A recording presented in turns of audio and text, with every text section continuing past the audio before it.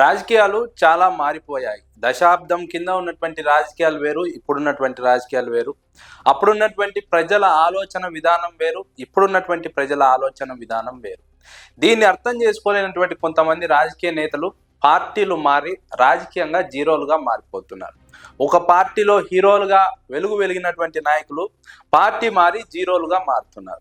ఒకప్పుడు పార్టీ మారితే మళ్ళీ ఆ పార్టీలో కూడా అదే స్థాయిలో అవకాశాలు దక్కేవి, ప్రాధాన్యత దక్కేవి. కానీ ఇప్పుడు కాలం మారిన నేపథ్యంలో ఆ అవకాశాలు దక్కడం లేదు. గతంలో కార్యకర్తలు కానీ, ఆ పార్టీ నాయకులు కానీ పార్టీలోకి కొత్తగా వచ్చేవారిని వ్యతిరేకించేవారు కాదు, వారికి పదవులు ఇచ్చినా అడ్డుపడేవారు కాదు. కానీ ఇప్పుడున్నటువంటి పరిస్థితిలో 5 ఏళ్ల పాటు కష్టపడిన తమకు కాదని కొత్తగా పార్టీలోకి వచ్చిన వారికి ఎలా ఇస్తారంటూ ప్రశ్నిస్తున్నారు. బహిరంగంగా పార్టీ అధిష్టానాన్ని నిలదీస్తున్నారు. కాబట్టి కొత్తగా పార్టీలో చేరిన వారికి అవకాశాలు రావడం ఇక్కడ ఇబ్బందికరంగా మారుతోంది. అందుకే ఆ నాయకులు జీరోలుగా మారుతున్నారు. వైఎస్ఆర్సీపీ 2019లో అధికారంలోకి వచ్చిన తర్వాత ఒక వెలిగినటువంటి నాయకులందరూ ఎన్నికలకు ముందు, ఎన్నికల తర్వాత తెలుగుదేశం పార్టీ, జనసేన పార్టీలో చేరిపోయారు. అక్కడ కూడా మళ్ళీ అధికారం దక్కుతుంది, 5 ఏళ్ల పాటు అధికారాన్ని అనుభవించవచ్చు. వైఎస్ఆర్సీపీలో అనుభవించినట్టే తెలుగుదేశం పార్టీ, జనసేన పార్టీలో కూడా అధికారాన్ని వెలగబెట్టవచ్చు అనే నాయకులు భావించారు, ఆలోచించారు. అందుకే ఆ పార్టీలోకి వెళ్ళిపోయారు. తీరా చూస్తే ఆ పార్టీల్లో కనీస ప్రాధాన్యత లేదు, జీరోలుగా మారిపోయారు. ప్రకాశం జిల్లాకు చెందిన బాలినేని శ్రీనివాసరెడ్డి కావచ్చు, మోపిదేవి వెంకటరమణ కావచ్చు, లేదంటే ఆళ్ల నాని కావచ్చు, ఈ ముగ్గురు వైఎస్ఆర్సీపీలో ఉన్నప్పుడు వెలిగారు. ప్రకాశం జిల్లాలో బాలినేని శ్రీనివాసరెడ్డి ఎంత చెప్తే అంత అన్నట్టుగా వ్యవహారం నడిచింది. రాజశేఖర్ రెడ్డి హయాంలోనూ ప్రకాశం జిల్లాలో బాలినేనికి ప్రాధాన్యత ఇచ్చారు, జగన్మోహన్ రెడ్డి హయాంలోనూ బాలినేనికి ప్రాధాన్యత ఇచ్చారు. కానీ అధికారం కోల్పోయిన తర్వాత, ఎన్నికల్లో ఓడిపోయిన తర్వాత జనసేన పార్టీలో చేరిపోయారు. అక్కడ ఎమ్మెల్సీ ఇస్తామని హామీ ఇచ్చారు. 17-18 నెలలు పూర్తవుతున్నా ఎమ్మెల్సీ కాదు కదా, స్థానికంగా ఆయనకు ప్రాధాన్యత కూడా ఇవ్వడం లేదు. పార్టీ అధినేత కూడా వెయిట్ చేయండి అని చెప్తున్నారు, అవకాశాలు చూస్తే రావడం లేదు. స్థానికంగా కనీసం గౌరవం దక్కుతుందా అంటే తెలుగుదేశం పార్టీ వారు, జనసేన పార్టీ వారు ఆయన్ను దగ్గరకు రానివ్వడం లేదు. ఇప్పటికీ వైఎస్ఆర్సీపీ నాయకుడుగానే భావిస్తున్నారు. ఈ నేపథ్యంలో రెండిటికీ చెడ్డ రేవడిలా బాలినేని పరిస్థితి తయారైపోయింది. మోపిదేవి వెంకటరమణ విషయానికి వస్తే ఆయన 2019లో జగన్మోహన్ రెడ్డి ఆ స్థాయిలో అధికారంలోకి వచ్చినప్పటికీ 151 సీట్లు సాధించినప్పటికీ మోపిదేవి వెంకటరమణ ఓడిపోయారు రేపల్లె నుంచి.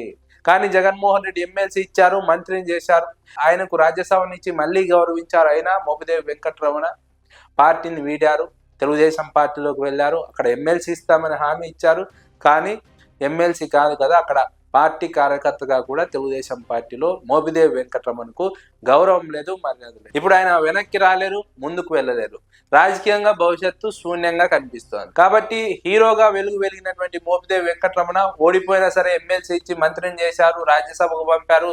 5 ఏళ్లలోని ఇన్ని పదవులు అనుభవించిన మోపిదేవి వెంకటరమణ ఒక్కసారిగా వైఎస్ఆర్సీపీని వీడి తెలుగుదేశం పార్టీలోకి వెళ్ళగానే మొత్తం జీరోగా మారిపోయారు.